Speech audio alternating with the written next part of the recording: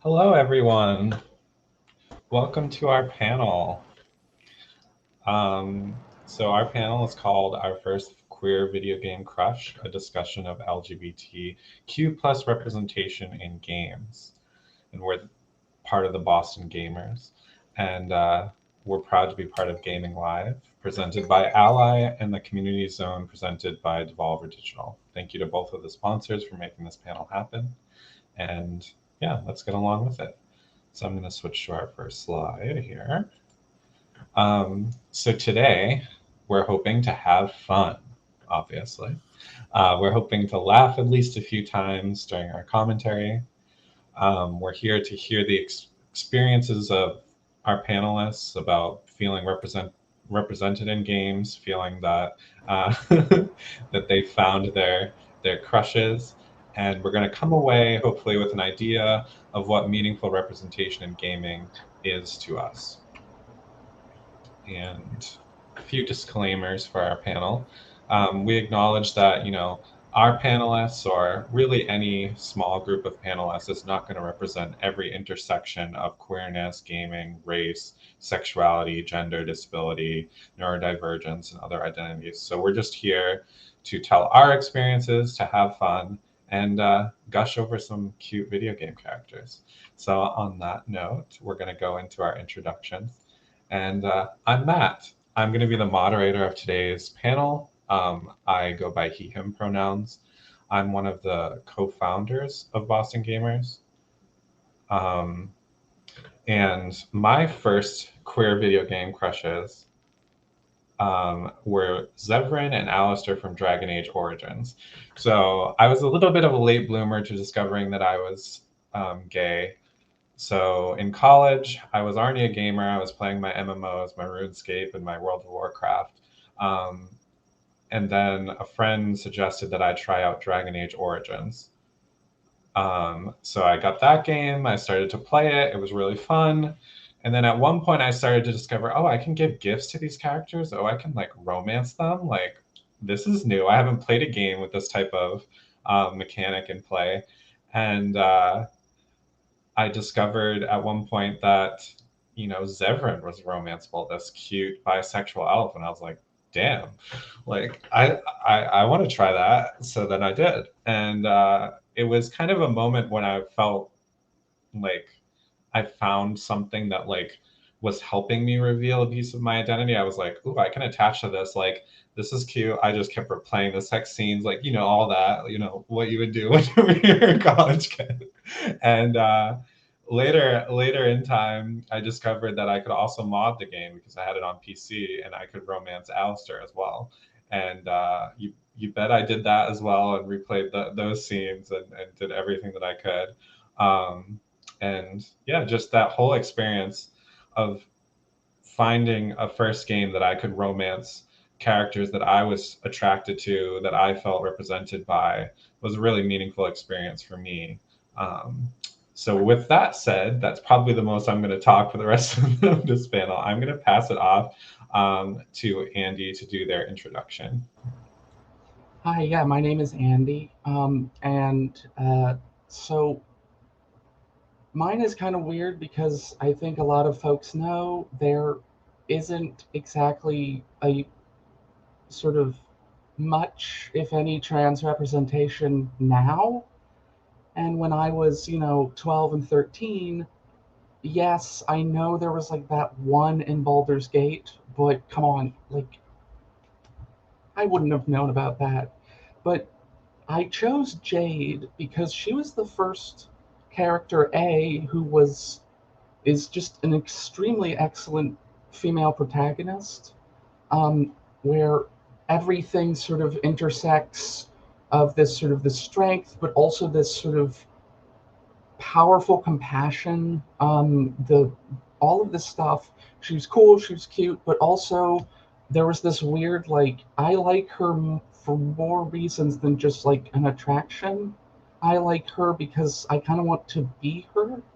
That's kind of weird.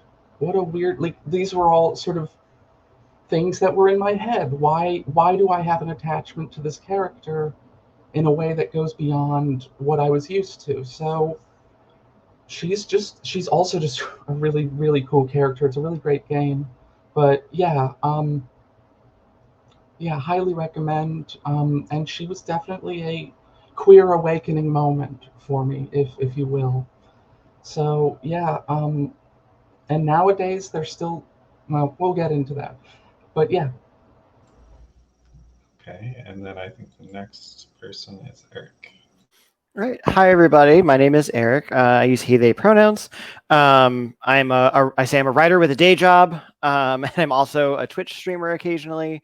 And so when looking at queer crushes, my first thought were Mats, which was Dragon Age, because that was where you could romance some people.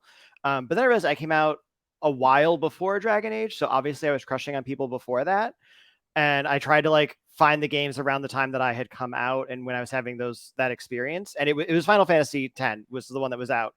And Titus and Waka, they're I mean, they're there. That was it. That was the moment. And I jokingly say that this probably explains my penchant for men with daddy issues.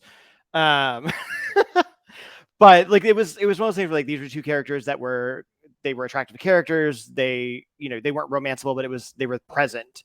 Because it was a while before I think in my gaming experience I actually got to see characters that represented me, and so I think you were kind of just stuck being like, here's an attractive person who I will lust after, even though they're not queer in any capacity in this game, but this is what I've got. So that's my intro. I'm excited to be here. Okay, and I think we'll pass this over to Kate. Hi, everyone. I'm Kate. I am an archaeologist, actually, which is why I said that I'm into archaeo gaming. Lately, I stream games set in antiquity. And my first queer gaming crush was very similar to, other people's experience. There was no representation of what I was when I was growing up. But the first character after whom I lusted and liked was Chun-Li from Street Fighter, and more precisely from Street Fighter 2. So it was like an 8-bit crash. I was 3 when that game came out, but it was the first arcade game that I played when I was like, I don't know, 6, 7. My parents brought me to like a dive bar, or like the Italian equivalent of a dive bar, and I would spend unnumbered hours and coins, and tokens trying to win the game with her. And then I started, reading the comics and getting into the following iterations of Chun-Li. I'm wildly different from her, but it was the first time that I saw a woman kicking ass. And that was like a big giant lesbian awakening for me. I could not believe that. I was very impressed, and it was also very funny to play with her because of all the moves that she could pull. Not a very intellectual reasoning behind it, but this was way before I saw any representations of lesbians in video games. So I was, making do with what was presented. But I'm sure that many people had their first awakening with someone from Street Fighter. We're getting lots of comments that the answer is very valid. And now we'll move over to Austin. Not matter, so whatever you please. I honestly I can't remember the first one. Honestly, if they're big and beefy, then I was probably crushing on them. There's the 3 here: Dick, Gumshoe, Max, and Morris from Daddy Dr. Morris from Advance Wars. But there's like E Honda, Barrett. Like there's not one. I can't place a single crush. So I'm gonna shove them all in there. Barrett's like the only black one that I could think of, but there's Jacob from Mass Effect, but he's not as beefy. And yeah, that's all I got. I mean, you got an archetype in that's fine. We have some daddy issues, we have some strong women who can kick ass, and we have some beefy guys. I mean, I didn't go into anything weird like Shumagorath or Bowther. I decided to keep them out. So well, that's actually going to be our next topic. Is what does good representation look like in gaming? But also, we like to hit the topic of like, were there any other characters that you thought of in your process of thinking of your first crushes that you really crushed on that just weren't your first that you want to talk about? Because that's obviously what we're here for, is to hear about, sexy, crushy video game characters. So I guess, Eric, do you have any additional characters you wanted to talk about? I mean, always the list is long. I think we're talking about like some of the good representation. I think when I was digging into some of this, I think the big thing is that a lot of it I think comes out of more of indie spheres. Where I think there's a little bit more freedom to have some of those things. And continuing on my theme of daddy issues, we'll talk about Dream Daddy, the visual graphic novel where you're a dad who moves into a cul-de-sac full of single gay dads. And that's a lot of fun. Like, it's fun, and I think it's the way the game is presented and the way the game gives you some options in character development, I think is also authentic and I think interesting. To the point, like when you're creating the backstory for the character, you can decide, like, did you have a wife before this? Did you have a husband before this? And like, what happened to them? And how does that impact the relationship you have with your daughter in the story? And I think those are the things for me that make the representation look good, is that there's thought and intentionality behind it. While I love Zevran and the opportunities you have with that character, it's, some of those games, I think the sexuality is less baked into the character. And it's more just like you can click on this person and you can romance them without any kind of, I don't know, I guess, thoughtfulness about how that was handled. So I do love my games like Dream Daddy, where I think there's a little bit more intentionality and fun with it. Also, I want to know where that cul-de-sac is. Like, I just need to know where there's a place where there's just single dads living in a circle somewhere. Yes, do you have any feelings, Kate, about other characters? Let me list my feelings. Well, I'm sorry to derail the conversation. Good representations for the LGBTQ community in gaming, especially for lesbians, is a very difficult topic. Also, I don't have a lot of gaming experience. Like, I got into serious gaming in 2017, once I finished my comps. And I didn't know what to do with myself while writing my PhD, so I started playing Assassin's Creed. And I had to say that Odyssey did a great, how fast job with giving us the opportunity to play, to romance women while playing as a woman. But then disappointed everyone at the end of it with that cursed DLC. So that doesn't count as good representation. But in terms of other characters for which I crushed, when Assassin's Creed Valhalla came out, when the first trailer for Assassin's Creed Valhalla came out, and I saw Valka the Seer, I was like, that's the woman of my dreams. No offense to my wife, who is also a healer, and doesn't look like Valka at all, but but I was like, yes. And then in retrospect, all my game crushes have followed this, let's say, type: short, angry, dark-haired, can kick your ass. Although a seer is like kind of patching people up for kicking their ass, but there's some violence involved. But I was well in my 30s back then, but like I had not crushed so hard on a video game character for like a decade at least. That was like Awakening 2.0. And it was a lot. I have a lot of feelings, and she's like my profile picture on Discord. It was incredible, but it was also like a good representation of a doctor, weirdly. So it's like representation for both me and my wife. It was a lot of feelings. I have a lot of feelings. I guess, Austin, do you have any additional crushes that you want to talk about, or some good representation? Should I get into Bowser? I can get into Bowser. But I feel like he's not humanoid, so we shouldn't. I mean, you can do what you want. I'm just saying, when Bowser had like the, in Smash, the full body slam, I want to be under that. Like, I just want him to like crush me. That's where I'm at. But I think at the beginning, the reason I can't remember is because growing up in like the early 2000s was like really the dawn of the internet, and that sort of opened up gaming characters that you don't necessarily have to play to enjoy. So like E Honda, like I didn't have access to a lot of fighting games. But E Honda, there was one dude with he was a wrestler and he's oily. There was Zangief as well, but he's a little too hard for me. I'm a soft boy. Yeah, I like big and beefy dudes. So if they were big and beefy and they were on the internet, I found them. Also valid. Andy, do you have any additional thoughts about this? I think in terms of like crushes, it's kind of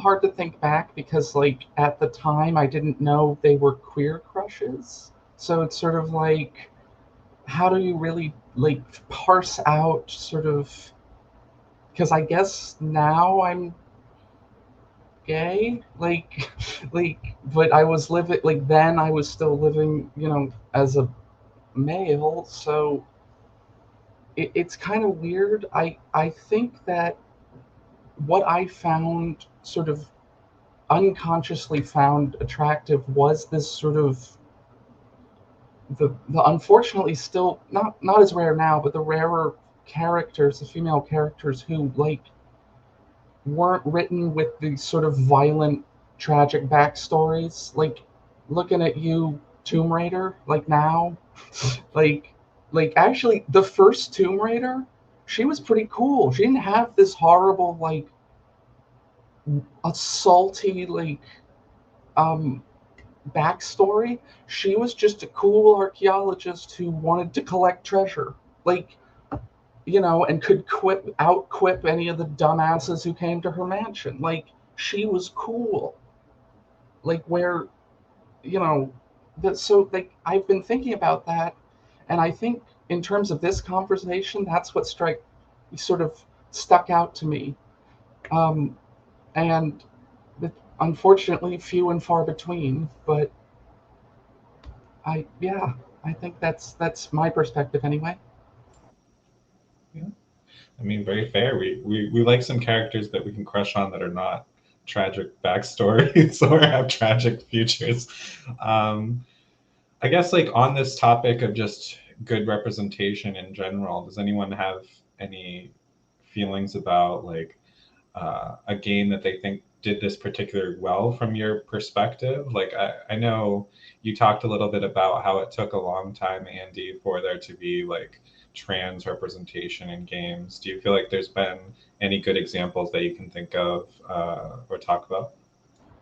So we, there are of course as Eric said, the indie sphere is kind of where you have sort of the characterized individuals, trans individuals. The two that I can think of sort of off the top of my head is in Celeste, and then what is it, JJ McAfee, the sweary game. I can never think of the title, but that's from everything I've seen, that's was a trans allegory, which is pretty cool.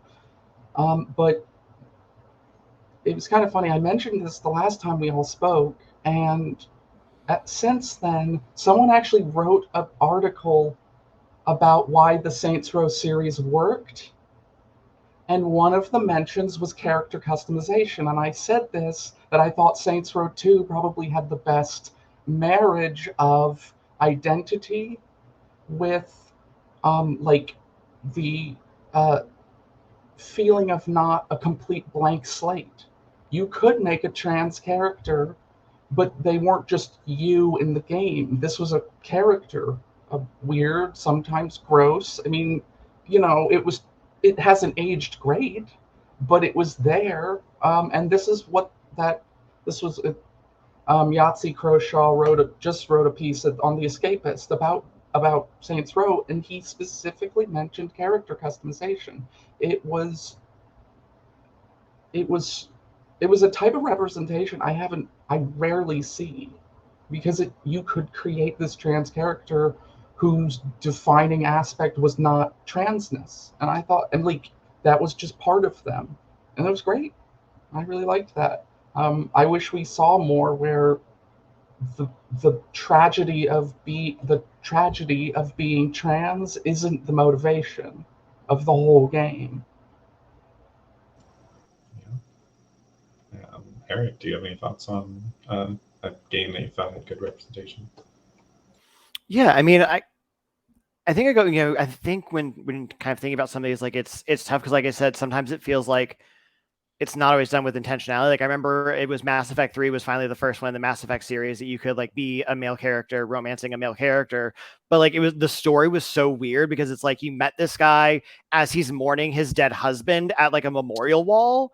And then you're like, hey, what's up? Like, let me slide into your DMs and invite you out to the bar. That's not weird that your husband just died and now we're going to bang. Like, it didn't feel like I wasn't compelled to romance him for the story. I was compelled to romance him because he was the option.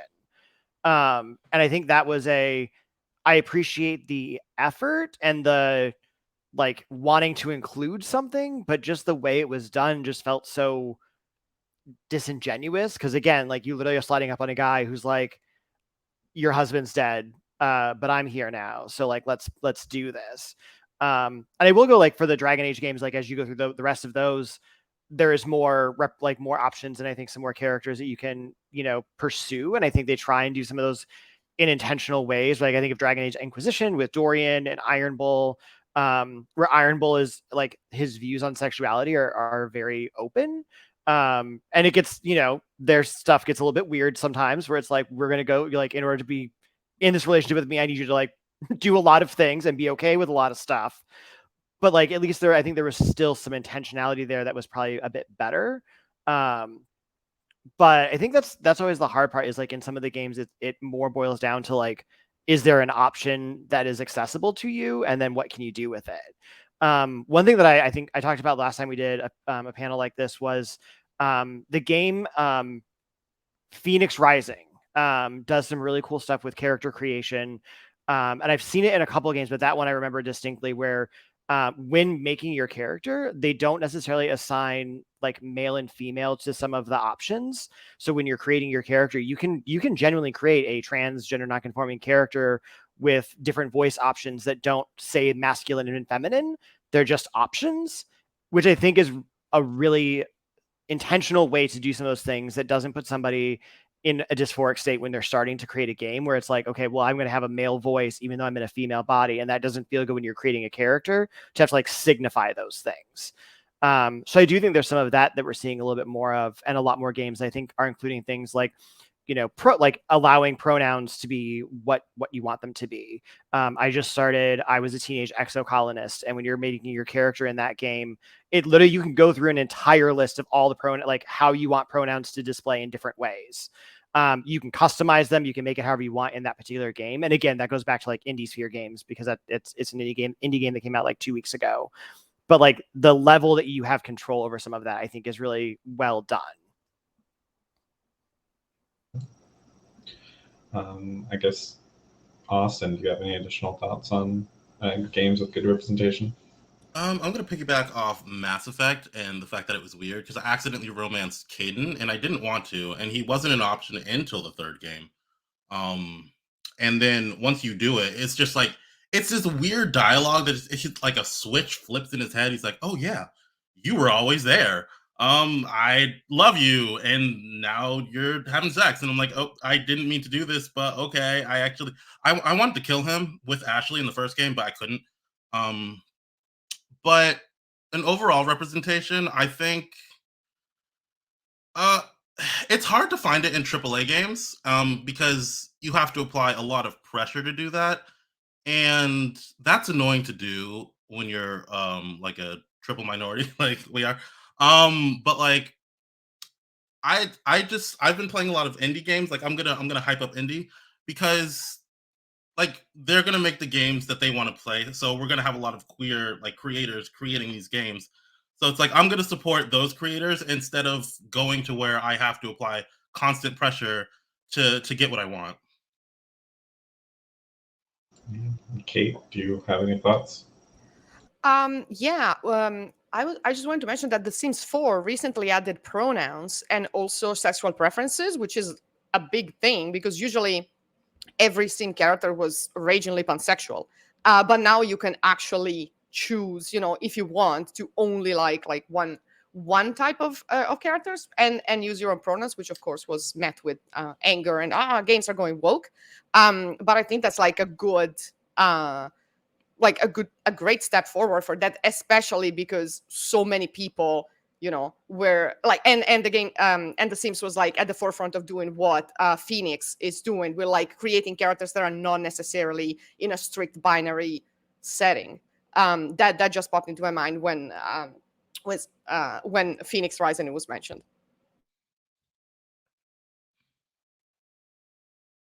I think we're going to shift gears here just a little bit and talk about maybe some examples where like developers try but maybe miss the mark a little bit on including meaningful representation. I think we talk a lot about like how AAA kind of gives us sort of like crumbs or like the minimal viable product of queer representation. And then we've been talking a little bit about how indies kind of can create games from the ground up that they want to see and that are inherently queer.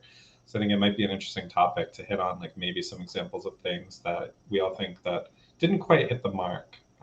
So I guess we'll start with Kate this time. Do you have any ideas on this one, or?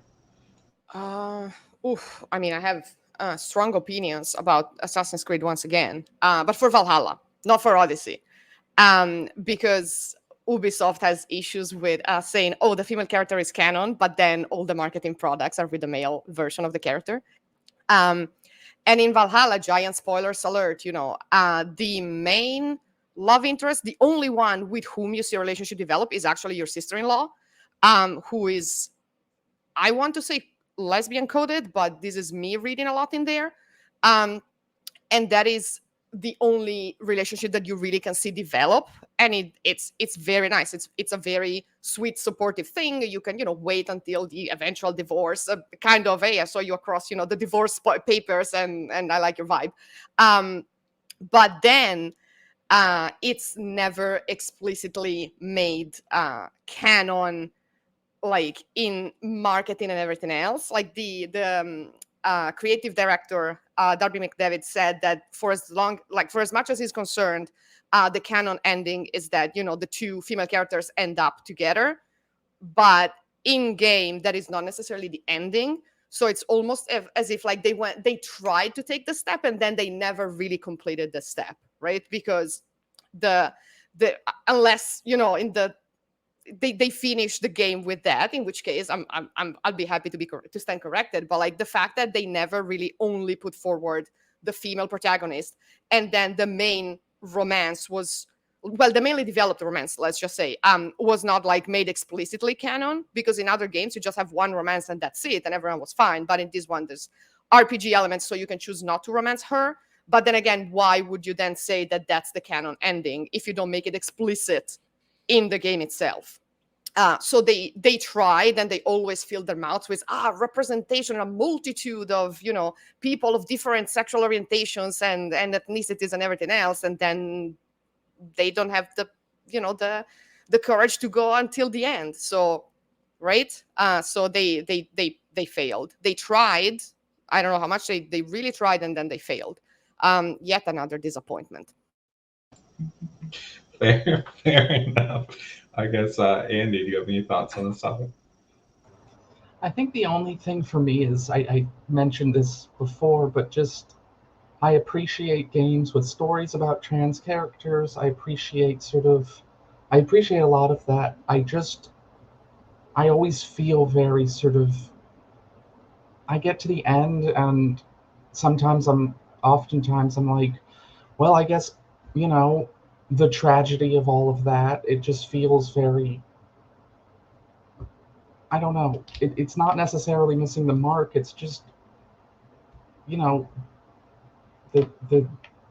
there's a lot of sadness that is brought when trans characters are introduced, and that, to me, that since it sort of seems to be sort of ubiquitous, that's why I feel that it's missing the mark personally. But I think the ones that do have a trans character are good games. There just aren't that many.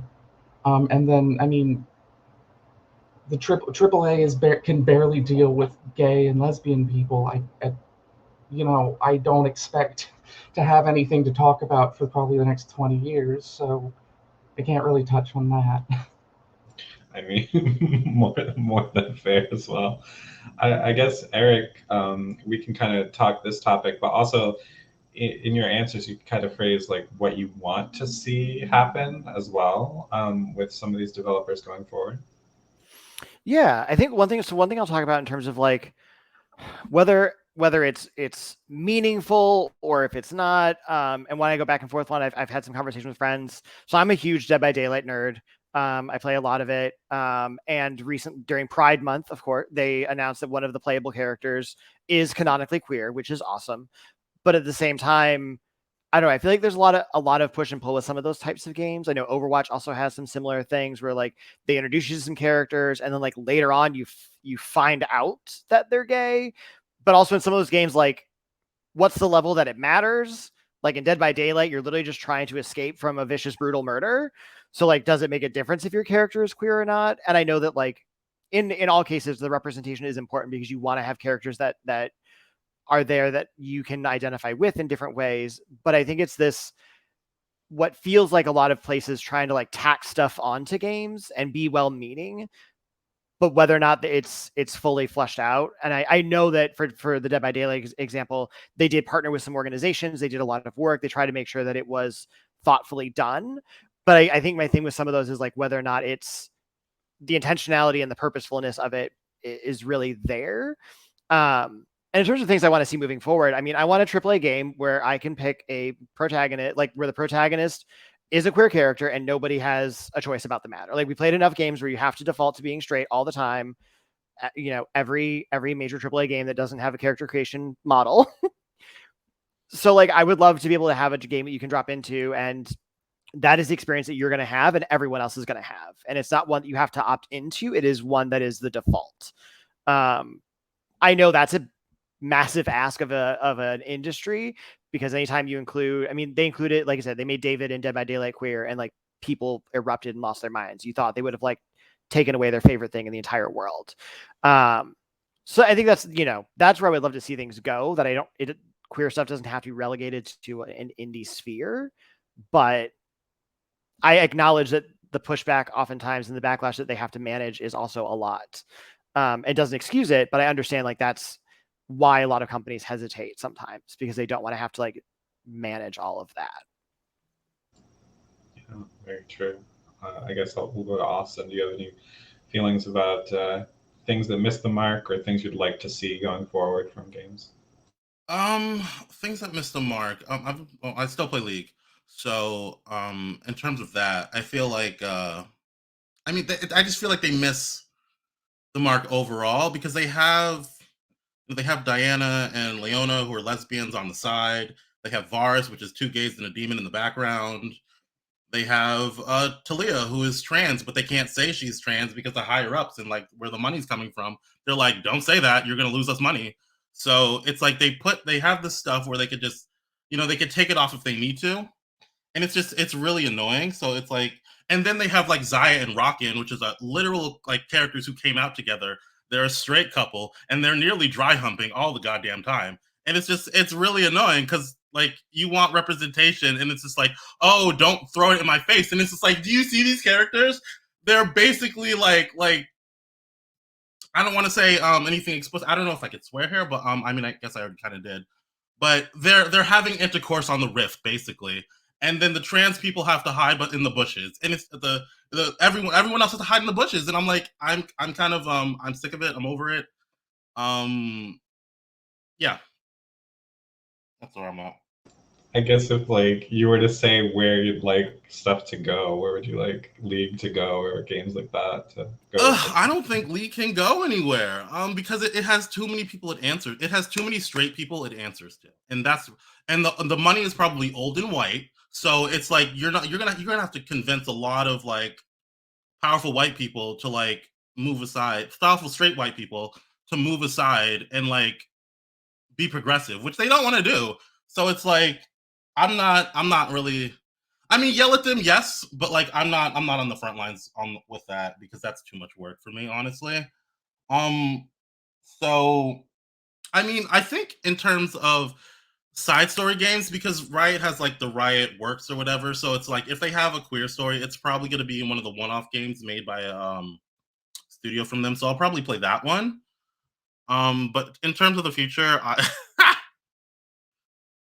I don't know. I'm just go where the queers are at. That's where the queer creators. That's where I'll be. Okay. I guess, Andy, do you have any feelings on what types of representation you'd like to see in the future? Yeah, I applaud you, Austin, for being able to stick with League. I got harassed off it like 10 years ago, so. Mute everyone. Yeah, learned my lesson. I think that I, the last time we spoke about this, one of the things I would, if I had to be delusional and express a pipe dream, I would say a game where, you know, the joys of queerness. I mean, for myself, the joys of transness, the joys of identity, where the main theme, like the main theme of the sweary game, is body mutilation and the horrors of being in a body you hate. Which, I mean, that's a thing to talk about, but Jesus, I mean, I'm not miserable. Yeah, things suck sometimes, but being able to see through some sort of video medium, game medium, about being able to embrace and find joy with your identity. As I said, that's why I like Saints Row.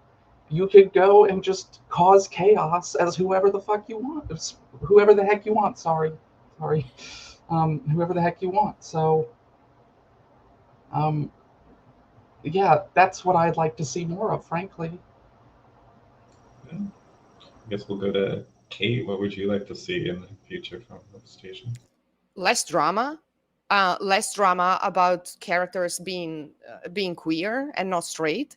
I mean, less heteronormativity would be the ideal, right? No choice in the gender of the protagonist, no choice in their sexual orientation, no choice in their partners. It's just cutscenes and you deal with it, like we've had to do for ages.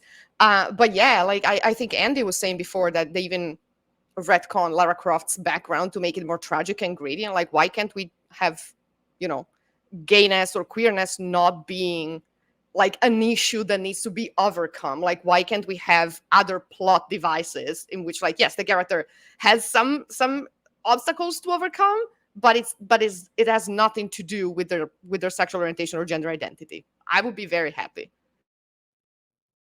Yeah. We're getting in the chat aggressively pointing this to some of the stuff we've all been saying. So I guess I'll go to Eric with the same topic. What would you like to see?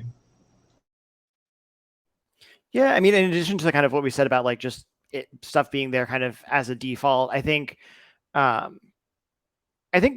the realities of the situation, right? Like, and I think trying to find a way to balance, I think kind of what Andy was saying a bit, balancing kind of the real world, like not everything is sunshine and roses all the time, but like it doesn't have to be like the other end of it, right? So like one game that I really enjoyed playing was Always Sometimes Monsters, which is this like very little indie game where you're a struggling writer who's going to your the plot is you're going to your ex's wedding. You're trying to get across the country and you have to make all these like difficult decisions, and it's super hard to like do it in a way that you come out having not had to make like a bad decision at some point or do something that was potentially harmful in the story. But like when you select your character and you can select a male character or a female character and a male or female partner in the game, if you select the male and male like options when you're going through the game, there's certain spots where you get homophobic slurs thrown at you, which, yes, that is like a real world thing that happens, but it also means if someone was playing a straight character, like a straight white dude, and going through this game, they weren't going to have the same experience that I was going to have. And that felt off to me in that, like, I got a slur thrown at me, but this other character's not going to. And so I think trying to find some ways to like bring that real world in without harming your audience. Because like I literally tweeted at the devs and I was like, you need more content warnings on this game. Like you need to like put this in the thing. And to their credit, they did. I will give that credit out there where credit is due. Like they did. But I shouldn't have to go through like a harmful experience to like be in a real world experience, because I already live that day to day. And there's some ways that you can I won't say soften it, but you can work around that and not make it quite as harsh when, again, the straight companions aren't also going to have that same experience. Yeah. I guess, does anyone want to jump in with the quick thoughts? We got 5 minutes left. Yeah, Erica, you hit the nail on the head there. With like, I live this existence already. I will be constantly reminded that, of the miseries of this. I want to go to a video game and see myself, but not,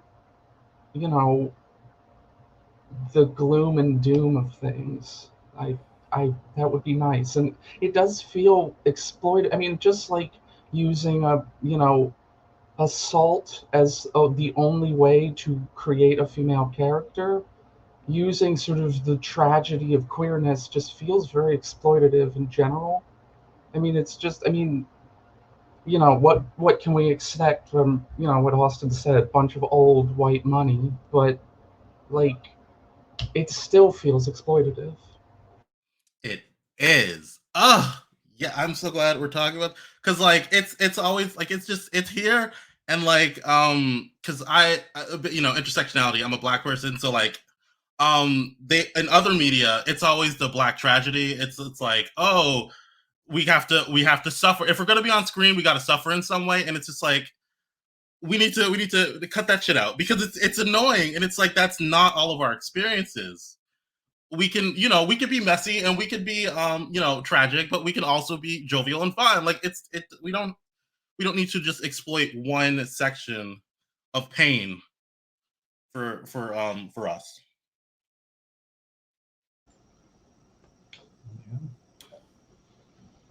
Maybe someday. Yeah, maybe. Does anyone have a quick last thought before I wrap this up? I do like video games. Video games are great. Make better games. Fair enough. So yeah, this has been our panel, our first video game crush, a discussion of LGBT representation in games. We're the Boston Gamers. We'd like to thank Gayming Magazine for having us during Gaming Live, and their sponsors Ally, and for the Community Zone Devolver Digital. And if you do have any questions, feel free to leave them in Twitch chat. You can join our Discord at discord.gg/Boston Gamers and talk to us about this topic.